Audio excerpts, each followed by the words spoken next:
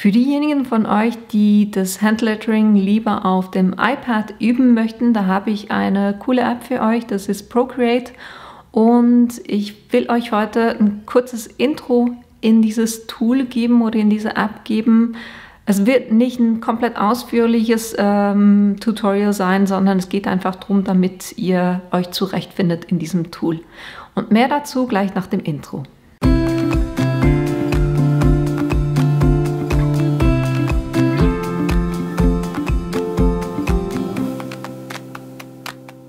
Procreate findet ihr im App Store ganz einfach, wenn ihr hier oben Procreate eingibt und dann ist es dieses Signet hier, ne, dieser Pinselstrich.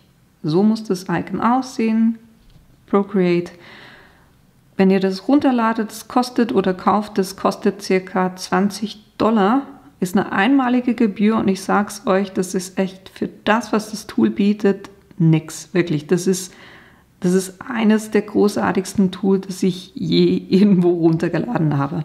Wenn ihr dann im Procreate drin seid, oder wenn ihr das öffnet, dann könnt ihr hier mit dem Plus einen neuen Canvas anlegen. Ich mache es jeweils so zum Üben vom Handlettering, mache ich A4. Wenn es dann darum geht, wirklich Bilder zu machen, wo ich Schriften zusammensetze, dann mache ich das jeweils mit einem Quadrat. Aber ich würde euch raten, fürs Üben vom Handlettering A4. Dann öffnet ihr euch einen neuen Canvas und die Gestik ist echt wie auf dem Handy. Also ihr könnt hier mit 2 Fingern den Canvas drehen, größer, kleiner machen und dann habt ihr von der Bildoberfläche, ist wirklich eine super einfache Menüführung. Da habt ihr hier, wir starten mal auf der Seite, da habt ihr die Pinsel. Bei den Pinseln ist es echt krass, was ihr hier alles drin habt. Ihr könnt skizzieren mit Bleistift. Dann eben für die Kalligrafie, ne, was wir hier verwenden, könnt ihr einen von den Standardschriften nehmen, Pinselstift. Ne? Das ist den ich jeweils verwendet habe. Ihr könnt aber von den Pinseln her effektiv auch einen neuen anlegen. Ich würde euch raten, jeweils eine Kopie davon zu machen, nicht den Originalen anzupassen, sondern den hier zu duplizieren. Versucht es einfach mal so ein bisschen. Nehmt da einen der Stifte, den euch am besten passt. Pinselstift ist nicht schlecht zum Starten für die Kalligrafie oder für das Brushlettering und passt den so an, wie das dann für euch passt. Ihr habt aber eben, das ist Kalligrafie, ihr könnt aber auch dann airbrushen. Das ist, oder ihr habt Lichter. Macht jetzt in Schwarz nicht so viel Sinn, da würde man jetzt sicher Weiß nehmen, wo ihr so einen Lichteffekt drauf habt. Ne? Also hier massenhaft unterschiedliche Pinsel, auch Wasserspritzer.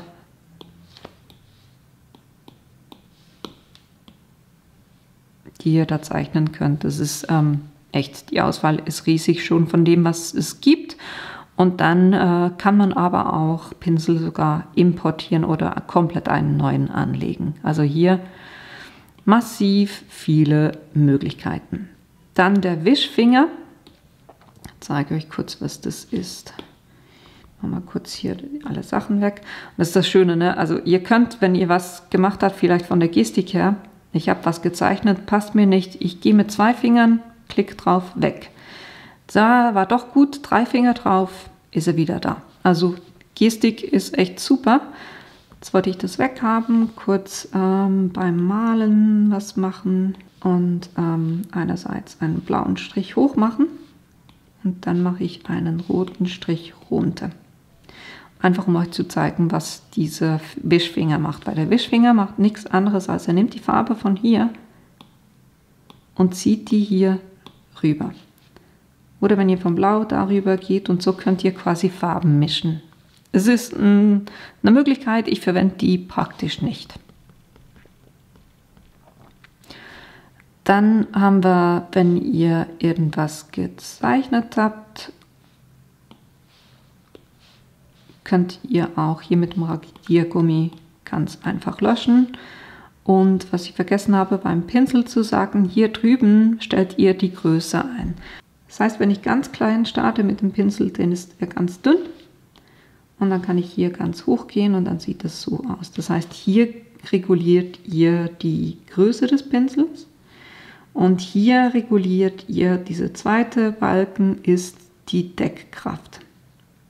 Das heißt, wenn ich die ganz runternehme, dann ist es fast durchsichtig. Das ist jetzt nicht rosa, sondern der Anteil der Farbe ist kleiner. Ne? Das ist das. Und radieren eben dasselbe. Ihr könnt ganz groß radieren oder ihr könnt hier ganz klein. Und wenn ihr da lieber mit dem Finger radieren wollt, also die ganze Gestik, was er wann machen soll, könnt ihr so einstellen, dass es für euch passt. Ne? Da seid ihr frei. Dann, was das Schöne ist, gerade für, also ihr könnt es fürs Handlettering super nutzen, um Effekte auf eure Schriften zu bringen und aber auch um Hintergründe zu gestalten, weil ihr könnt hier Ebenen definieren. Das heißt, ich gehe zum Beispiel, ich bin auf einer Ebene und schreibe hier was.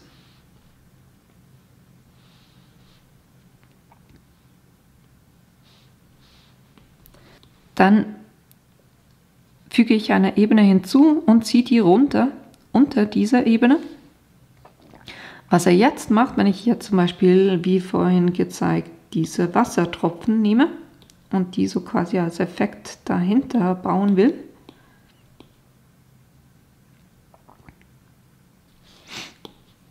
wenn ich das jetzt mache, geht er hinter die Schrift und nicht vor die Schrift.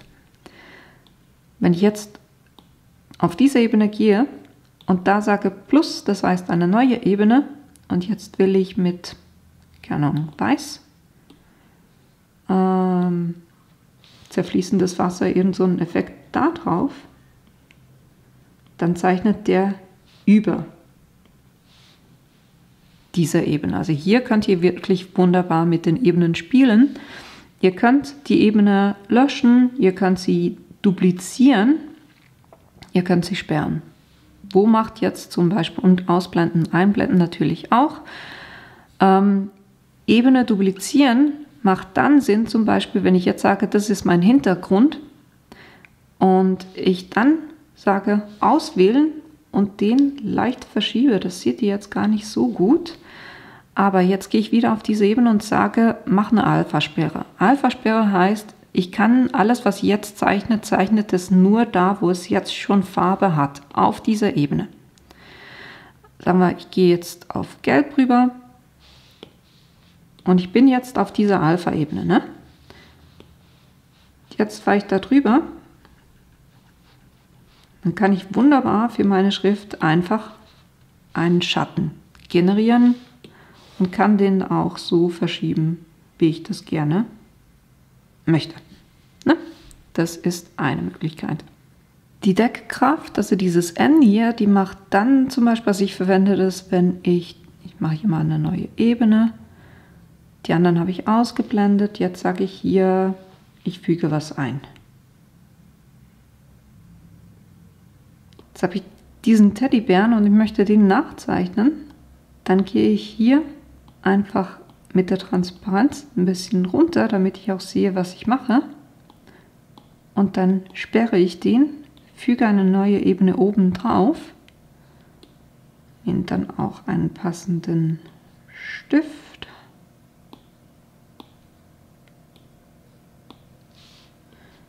So. Jetzt kann ich ganz einfach das hier nachzeichnen und sehe, dadurch, dass das untere transparent ist, sehr schön, wo ich schon gezeichnet habe. Ne? Also für solche Sachen ist es extrem hilfreich. Also hier mit den Ebenen, da könnt ihr wunderbar arbeiten, was soll drüber liegen, was soll drunter liegen. Und wenn ihr zum Beispiel Schriften macht und dann Schattierungen, also echt, da habt ihr super viele Möglichkeiten. Dann habt ihr von der Farbauswahl, könnt ihr einerseits hier, könnt ihr auf dieses Viereck draufklicken und dann auf eine Farbe drauf und dann nimmt es euch, hier seht ihr die aktuelle Farbe, einfach die ihr zuletzt verwendet habt.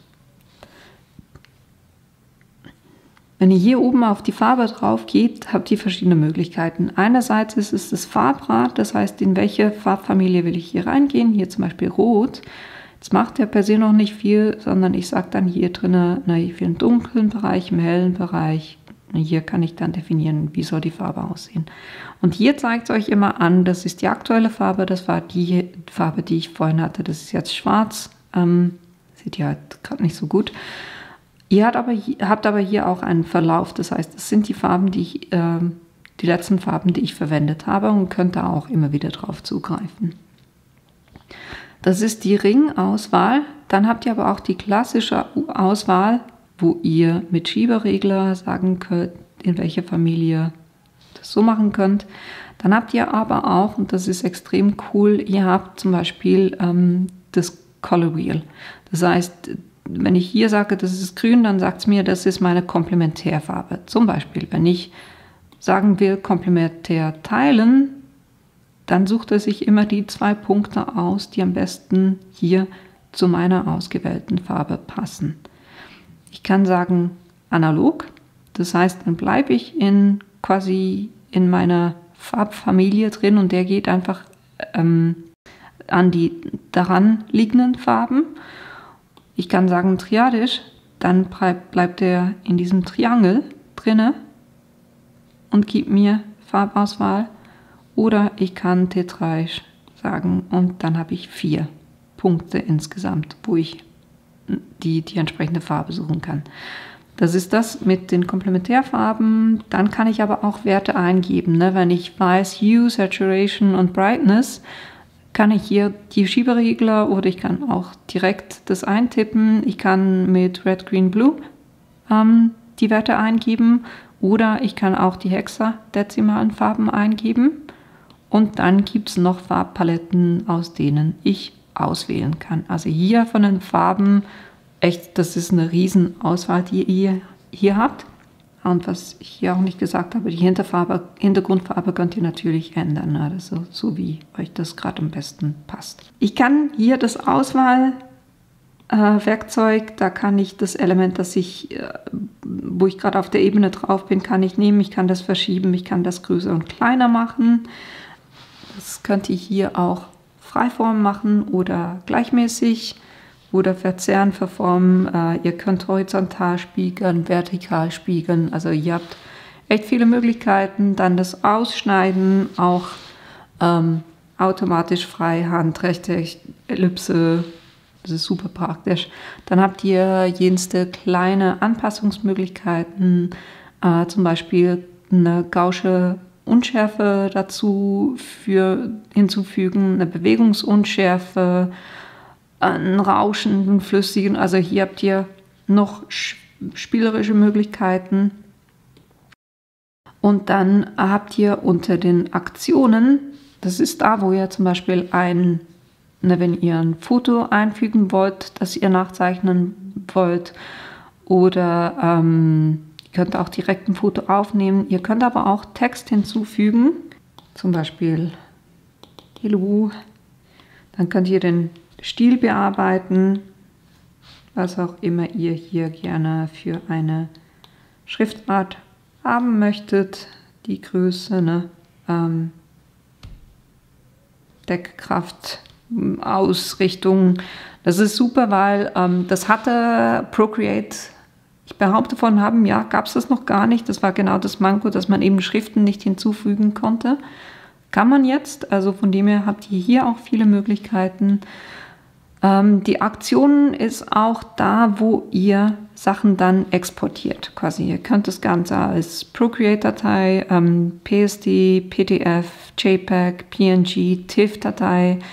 Ihr könnt sogar Video erstellen. Das heißt, alles, was ich jetzt gemacht habe, hat er im Hintergrund eigentlich aufgenommen. Und jetzt kann ich einfach sagen, gib mir das wieder. Jetzt seht ihr im Zeitraffer alles, was ich hier gemacht hatte. Und es ist auch cool, wenn ihr irgendwas zeichnet und das dann als Video quasi exportieren wollt, dann könnt ihr das hier super machen. Und dann habt ihr noch die Einstellungen und da also ihr könnt die Oberfläche, wenn ihr lieber mit hell arbeitet, ich habe das gerne schwarz, dann sehe ich die Farbkontraste ein bisschen besser. Wenn ihr Rechtshänder, also Bedienung mit rechts, könnt ihr auch das ändern. Wichtig hier die Gestensteuerung und da könnt ihr wirklich überall sagen, ne, was sollen die einzelnen, ne, wann soll der Wischfinger aktiv werden, mit welcher Gestik, das Löschen, unterstützendes Zeichnen. Was heißt unterstützendes Zeichnen? Unterstützendes Zeichnen ist, wenn ich versuche, eine Linie zu zeichnen, egal wie gerade ich versuche, das zu machen, funktioniert die tendenziell mit dem Stift jetzt nicht so super. Dann könnt ihr ganz einfach das machen. Das heißt, ihr fangt an und dann bleibt ihr einfach drauf. Und dann fängt dieser Strich sich an, einfach selber zu begradigen. Und dann könnt ihr hier super schön gerade Linien machen. Das funktioniert nicht nur mit Linien, sondern auch mit Kreisen. Das heißt, ich mache einen Kreis und bleibe drauf. Und dann bildet der hier einen Kreis. Plus auch das Viereck. Also hier, das ist das, wo ihr Unterstützung auch kriegt. Also wirklich viele Einstellungsmöglichkeiten. Ich glaube, ich bin auch schon fast ein bisschen zu weit gegangen, weil ich hatte gesagt, ne, ich will ja nicht ein vollumfängliches Procreate-Tutorial machen, weil die Möglichkeiten sind echt riesig.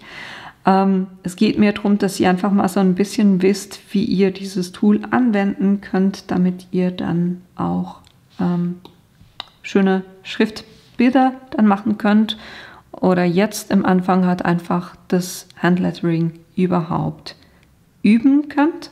Und wie gesagt, ich habe das einfach so gemacht, dass ich mir hier quasi dieses Bild eingefügt habe von den Strichen. Das heißt, ich habe ein Foto gemacht, habe das hier einfach unter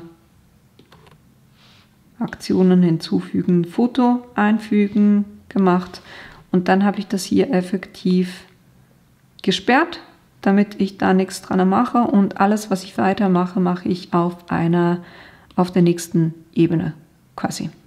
Das heißt, wenn ich jetzt hier die Schrift übe, kann ich halt einfach sehr schön damit arbeiten. Wenn es mir nicht gefällt, einfach Doppelklick quasi oder mit beiden Fingern auf den Bildschirm und dann kann ich einfach nochmal neu starten. So könnt ihr wunderbar auf dem iPad auch eure Schriften üben. Und das war eigentlich auch schon alles, was ich euch zu Procreate sagen wollte. Da ich hier nicht alles erzählt habe, könnt ihr auch, wenn ihr jetzt spezifisch Fragen habt, wenn es irgendwo zu schnell ging, könnt ihr mir die in die Kommentare unten reinstellen. Ich werde sicher auch in Zukunft, wenn wir dann mal mit der ganzen Basis von dem Handlettering durch sind, werde ich euch zeigen, wie ihr mit Schriften dann auch Effekte erzielen könnt. Und ja, aber das kommt dann später. Jetzt erstmal Handlettering Basics. Ich hoffe, dieses kurze Intro war verständlich und die Informationen waren hilfreich für euch. Wenn ihr noch Fragen habt, dann könnt ihr wie immer die in den Kommentaren erfassen und ich werde versuchen, die so gut wie möglich zu beantworten. Ansonsten würde ich sagen, startet hier am besten mit dem ersten Video mit den ersten 5 Buchstaben und ich wünsche euch viel Spaß dabei. Bis bald!